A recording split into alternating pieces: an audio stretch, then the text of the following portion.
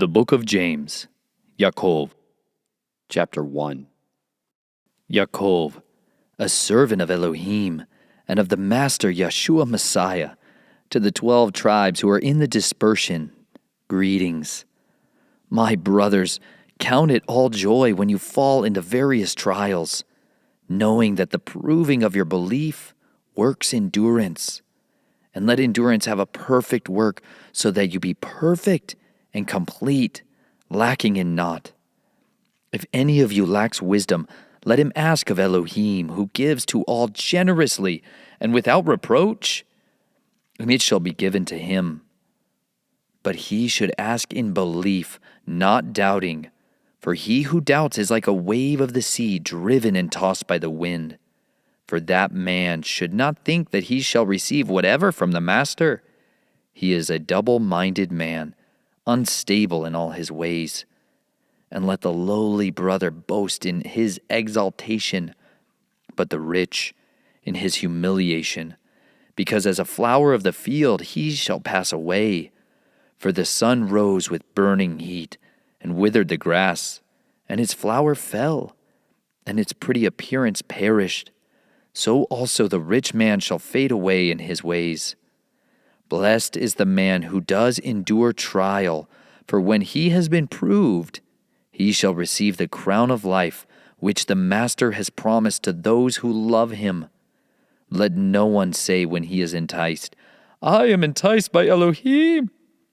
For Elohim is not enticed by evil matters, and he entices no one.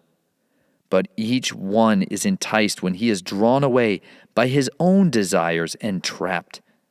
Then when desire has conceived, it gives birth to sin, and sin, when it has been accomplished, brings forth death. Do not go astray, my beloved brothers. Every good gift and perfect gift is from above, coming down from the Father of lights, with whom there is no change nor shadow of turning. Having purposed it, he brought us forth by the word of truth, for us to be a kind of first fruits of his creatures. So then, my beloved brothers, let every man be swift to hear, slow to speak, slow to wrath, for the wrath of man does not work the righteousness of Elohim. Therefore, put away all filthiness and overflow of evil, and receive with meekness the implanted word, which is able to save your lives. And become doers of the word, and not hearers only, deceiving yourselves. Because if anyone is a hearer of the word and not a doer, he is like a man who looks at his natural face in a mirror, for he looks at himself and goes away, and immediately forgets what he was like. But he that looked into the perfect Torah, that of freedom, and continues in it, not becoming a hearer that forgets, but a doer of work, this one shall be blessed in his doing of the Torah. If anyone among you thinks he is religious and does not bridle his tongue, but deceives his own heart, this one's religion is worthless. Clean and undefiled religion before the Elohim and Father is this, to visit orphans and widows in their affliction, and to keep oneself unstained from the world. Chapter 2. My brothers, do not hold the belief of our Master Yahshua Messiah, the Master of esteem, with partiality. For if there should come into your meeting place a man with gold rings and a splendid robe, and there should also come in a poor one dressed in rags, and you pay attention to the one wearing the splendid robe, and say to him, You sit here in a good place, and say to the poor one, You stand there, or sit here by my feet. Have you not discriminated among yourselves, and become judges with wicked thoughts? Listen, my beloved brothers, has Elohim not chosen the poor of this world, rich in belief, and heirs of the reign which he promised to those who love him? But you have shown disrespect towards the poor man. Do not the rich oppress you and drag you into the courts? Do they not blaspheme that good name by which you are called? If you truly accomplish this sovereign law according to the Scripture, you shall love your neighbor as yourself. You do well. But if you show partiality, you commit sin, being found guilty by the Torah as transgressors. For whoever shall guard all the Torah and yet stumble in one point, he is guilty of all.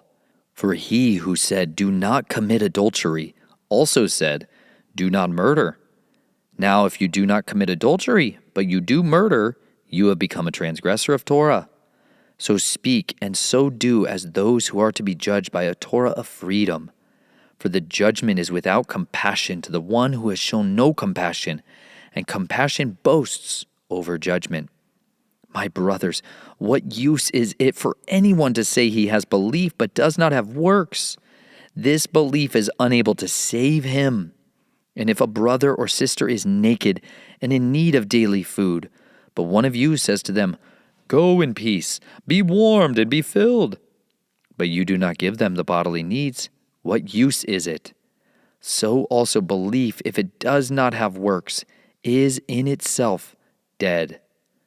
But someone might say, "You have belief and I have works. Show me your belief without your works, and I shall show you my belief by my works. You believe that Elohim is one. You do well. The demons also believe and shudder. But do you wish to know, O foolish man, that the belief without the works is dead? Was not Avraham our father declared right by works when he offered Yitzhak his son on the slaughter place? Do you see that the belief was working with his works, and by the works the belief was perfected? And the scripture was filled, which says, Abraham believed Elohim, and it was reckoned to him for righteousness. And he called him, he who loves Elohim. You see then that a man is declared right by works, and not by belief alone. In the same way was not Rahab, the whore, also declared right by works when she received the messengers and sent them out another way? For as the body without the spirit is dead, so also the belief is dead without the works. Chapter 3. Not many of you should become teachers, my brothers, knowing that we shall receive greater judgment. For we all stumble in many matters. If anyone does not stumble in word, he is a perfect man, able to bridle the entire body. Look, we put bits in the mouths of horses for them to obey us, and we turn their body. Look at the ships too. Although they are so big and are driven by strong winds, they are turned by a very small rudder wherever the pilot intends. So too the tongue is a little member, yet boasts greatly. See how a little fire kindles a great forest, and the tongue is a fire, the world of unrighteousness. Among our members the tongue is set, the one defiling the entire body and setting on fire the wheel of life. And it is set on fire by Gehennom. For every kind of beast and bird, of reptile and creature of the sea is tamed, and has been tamed by mankind. But no man is able to tame the tongue. It is unruly, evil, filled with deadly poison. With it we bless our Elohim and Father, and with it we curse men, who have been made in the likeness of Elohim. Out of the same mouth proceed blessing and cursing. My brothers, this should not be so. Does the fountain send forth the sweet and the bitter from the same opening? My brothers, is a fig tree able to bear olives, or grapevine figs? So neither is a fountain able to make salt and sweet water. Who is wise and understanding among you?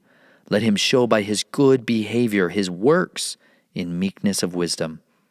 But if you have bitter jealousy and self-seeking in your hearts, do not boast against and lie against the truth. This is not the wisdom coming down from above, but it is earthly, unspiritual, demonic. For where jealousy and self-seeking are, there is confusion in every foul deed. But the wisdom from above is first clean, then peaceable, gentle, ready to obey, filled with compassion and good fruits, without partiality and without hypocrisy. And the fruit of righteousness is sown in peace by those who make peace. Chapter 4. Where do fightings and strivings come from among you? Do they not come from your pleasures that battle in your members? You desire and do not have. You murder and are jealous and are unable to obtain. You strive and fight and you do not possess because you do not ask. You ask and do not receive because you ask evilly in order to spend it on your pleasures. Adulterers and adulteresses, do you not know that friendship with the world is enmity with Elohim? Whoever therefore intends to be a friend of the world makes himself an enemy of Elohim. Or do you think that the Scripture speaks to no purpose? Does the Spirit which dwell in us intensely crave unto envy? But he gives greater favor. Because of this, he says, Elohim resists the proud, but gives favor to the humble. So then, subject yourselves to Elohim, resist the devil, and he shall flee from you. Draw near to Elohim, and he shall draw near to you. Cleanse hands, sinners, and cleanse the hearts, you double-minded.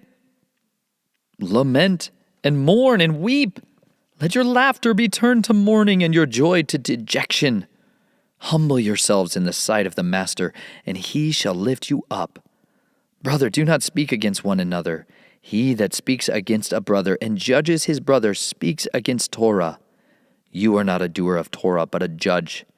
There is one lawgiver and judge who is able to save and to destroy. Who are you to judge another? Come now, you who say today or tomorrow, let us go to such and such a city, spend a year there and trade and make a profit, when you do not know of tomorrow. For what is your life? For it is a vapor that appears for a little and then disappears? Instead of your saying, if the Master desires, we shall live and do this or that. But now you boast in your proud speeches. All such boasting is wicked. To him then who knows to do good and does not do it, to him it is sin. Chapter 5. Come now, rich ones, weep, crying aloud over the hardships coming upon you. Your riches have rotted, and your garments have become moth-eaten. Your gold and silver have become rusty, and their rust shall be a witness against you, and shall eat up your flesh like fire. You have laid up treasure in the last days. See, the wages of the workmen who mowed your fields, which you kept back, cry out, and the cries of the reapers have reached the ears of Yahshua of hosts. You have lived on the earth in pleasure and luxury. You have fattened your hearts as in a day of slaughter. You have condemned. You have murdered the righteous. He does not resist you. So, brothers, be patient until the coming of the Master. See, the farmer waits for the precious fruit of the earth, waiting patiently for it until it receives the early and latter rain. You too be patient. Establish your hearts, for the coming of the Master has drawn near. Do not grumble against each other, brothers, lest you be judged. See, the judge is standing at the door. My brothers, as an example of suffering and patience, take the prophets who spoke in the name of Yahshua. See, we call those blessed who endure. You have heard of the endurance of Job, and saw the purpose of Yahshua, that he is very sympathetic and compassionate. But above all, my brothers, do not swear, either by the heaven, or by the earth, or with any oath, but let your yes be yes, and your no, no, lest you fall into judgment. Is any of you suffering evil? Let him pray. Is anyone in good spirits? Let him sing psalms. Is anyone among you sick? Let him call for the elders of the assembly, and let them pray over him, having anointed him with oil in the name of the Master. And the prayer of the belief shall save the sick, and the Master shall raise him up. And if he has committed sins, he shall be forgiven. Confess your trespasses to one another, and pray for one another, so that you are healed. The earnest prayer of a righteous one accomplishes much. Eliyahu was a man with feelings like us, and he prayed earnestly that it would not rain.